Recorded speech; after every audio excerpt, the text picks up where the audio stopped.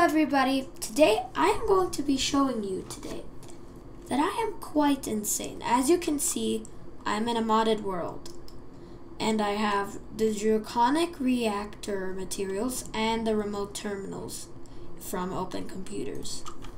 And as you can see, the reason why I have 4 open terminals is because I'm using commands. Open computers to control these using a program that I will link down below. I haven't made it, somebody else made it as a fact. But I am quite insane, as you can see. It's a lot. It's a lot of Draconic Reactors. So this is really dangerous. This is really, really dangerous.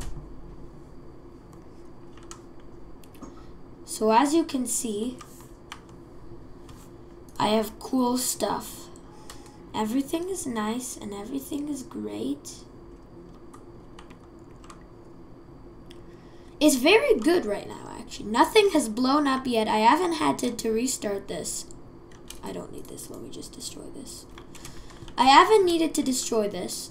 And I haven't needed, rebuild, not destroy. Destroying would just lead it even more bad. This is really safe. I trust you that this is not going to blow up any time unless I accidentally break one of the stabilizers. So let me show you how it works. Let's show the ladder thing here first. And that is the energy core. It doesn't do much. It's just a giant fat ball of energy storing stuff for me. Now it's a lot of stuff. Now here, my friends, is a totally different. This is the more exciting part. So as you can see, I have a bunch of cryo-stabilized flux ducts leading into here, which goes to the core. So let me show you around. So here is one of the Draconic Reactors. As a fact, this is the first one I built. So it's my least advanced one. Well, they're all technologically advanced. They're all very sophisticated, but well, there's really no difference between them. This is just a tiny bit different, but I have revised my setups over. So yeah, that's cool. But the way, I do not need to monitor these at all. Well, of course I do. Let me just take these out of my inventory. Now I'm going to get my remote terminals. These are what control the Open Computers. So let me just show you. For the first 2 ones, I have 1 server rack. Just in case you don't know what Open Computers is, it's basically like your PC here. So like if I take my camera off, this is my PC. That's my PC. Let me just position my camera. I never loved doing that. That's my computer. And basically, it takes my computer and puts it in Minecraft. So basically, I have a server rack set up. I actually have a Minecraft server now, a real Minecraft server. But I have a Minecraft server too. Let me just stop speaking. So anyway, there are the servers creative and the terminal servers. Basically, in these there are the components, and in here you can wire them all up. So I have wired a creative server with a terminal server. Each have their own terminal server. And same thing here. So they all have their own terminal server, and it's amazing. It's all great. So if we look in these, they each have their program. And if you looked at another YouTuber's insane Draconic Reactor setup video, you may already have seen what this GUI is. So I'm using it to run both of these. And the reason why I can run it off the same computer is because a rack is not really a computer in itself. It just holds the servers. So I have 2 servers for each.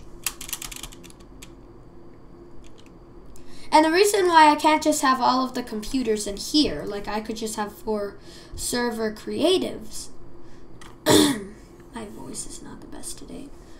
The reason that you can't have server creatives, all 4 of them in here, Well, technically you could, but I would like to have my remote terminals. These are really good instead of using screens. So, as you can see, they all have their own GUI. They're all basically doing the same thing.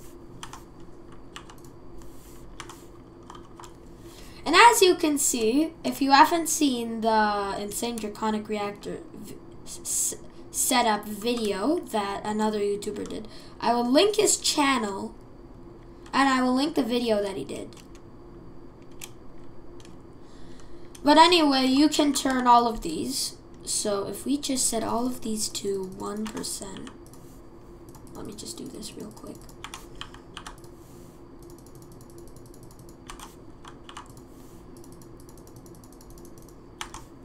Okay, now let's just wait for them to get weaker.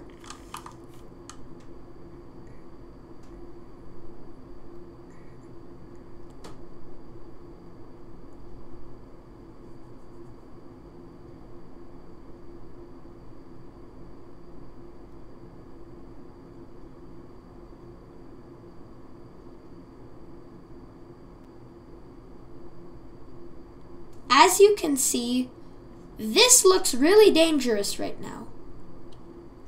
I know, this looks really dangerous to you. Now, this might not look dangerous. It might just look like a star if you haven't learned Draconic Reactors in the Draconic mod. Though if you had, you'll know that seeing this without a caution like that would be really dangerous. So, but the only way you can tell a difference between an exploding one and one of these is that it's still actually sucking power out. As you can see, if we go to our energy core, it says still plus a lot of power. Now, I don't know why this is glitching out. It just said, yeah, a lot of days.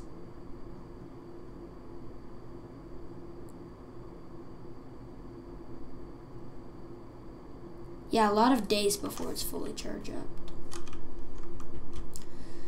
But I don't care. This is really big. If you don't know how to make... This would be really hard to make in survival, so basically what I did.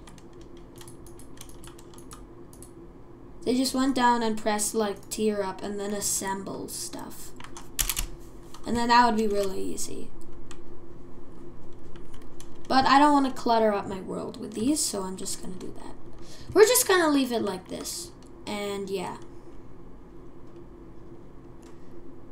And they shut down. They don't shut down like very fast. They take a little bit to shut down. But yeah, these safely shut down. Like, I have never been able to operate a Draconic Reactor in a very safe way without this thing. Yeah, so it's really important to me. That's why I'm going to link his video and I'm going to link the mod. And yeah.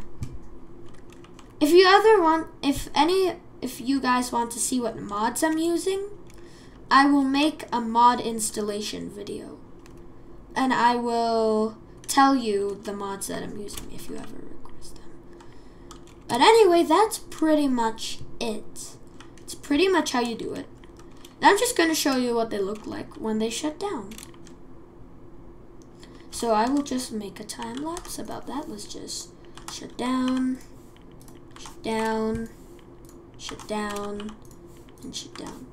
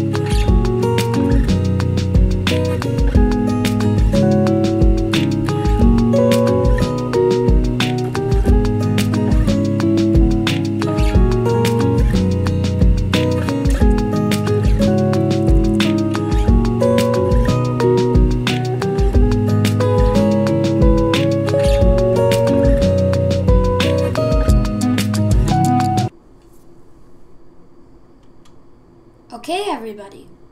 As you can see, all of them are still cooling down. but they're enough so that you can see. As you can see, this one is a tiny bit brighter than this. Though this is what they pretty much look like when they're shut down. No shield, stabilizers aren't running. It's still not safe enough to refuel, but it will be once it goes to 20 degrees. So as you can see, it is turned off. Now sometimes this can be a hassle to turn on, because since it's filled with energy saturation, it is going to heat up much, much faster than it usually does. So you might have to like set this to like 7,000 before you slowly increase it to 800, so it doesn't just go into emergency shutdown. But as you can see, this is what it's pretty much like. If you ever want to know how to make this reactor, then I will be making a tutorial video soon. So bye everybody. Bye.